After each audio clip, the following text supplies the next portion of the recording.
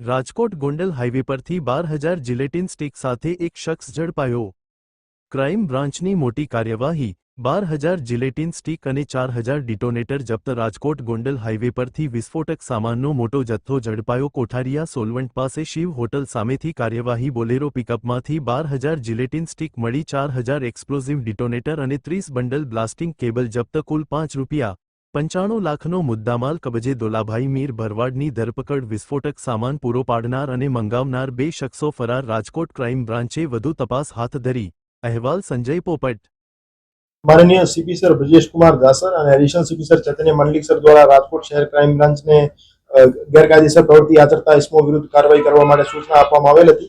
ए सूचनाने अनुपालनना भागरूपे ACP Shri Bharat साहेब અને PI Shri S Chavda સાહેબના માર્ગદર્શન હેઠળ એમની ટીમ દ્વારા રાજકોટ ગોંડલ હાઈવે અને કોઠારિયા સોલવેન્ટ શિવ હોટલ સામેથી એક બોલેરો પિકઅપ ગાડીમાંથી એક આરોપીને जिलेटिन અને ડિટોનેટર અને અન્ય વિસ્ફોટક સામગ્રી સાથે અટક કરવામાં આવેલ છે।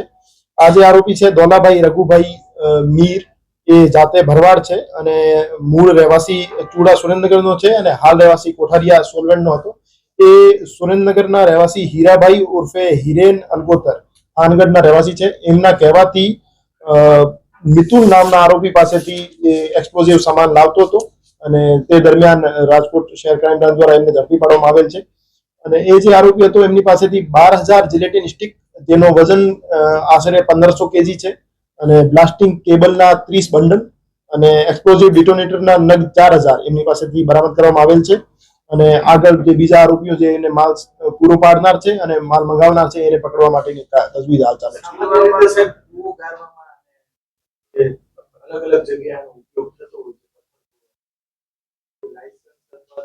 પાસેથી કીધું એની પાસે કોઈ લાયસન્સ આ જે આરોપી જેને ઝડપી પાડવામાં આવેલ છે દોલાભાઈ રઘુભાઈ મીર એની પાસે કોઈ પણ પ્રકારના આધાર પુરાવા લાયસન્સ એક્સપ્લોઝિવ કેરી કરવાના હતા નહીં। એના કારણે એના વિરુદ્ધ ગુનો દાખલ કરવામાં આવેલ છે અને એ જે એક્સપ્લોઝિવ સામગ્રી છે એ થાનગઢ સુરેન્દ્રનગર ખાતે સપ્લાય કરનાર હતો અને ત્યાં એનો એક્સપ્લોઝિવનો યુઝ માઇનિંગમાં થવાનું હતું। તો ત્યાં એમને જે સપ્લાય પૂરી પાડનાર મિતુલ અને મંગાવનાર હીરાભાઈ છે એમની પાસે પર્યાપ્ત આધાર પુરાવા છે કે કેમ એ બાબતની તપાસ હાલ ચાલુ છે।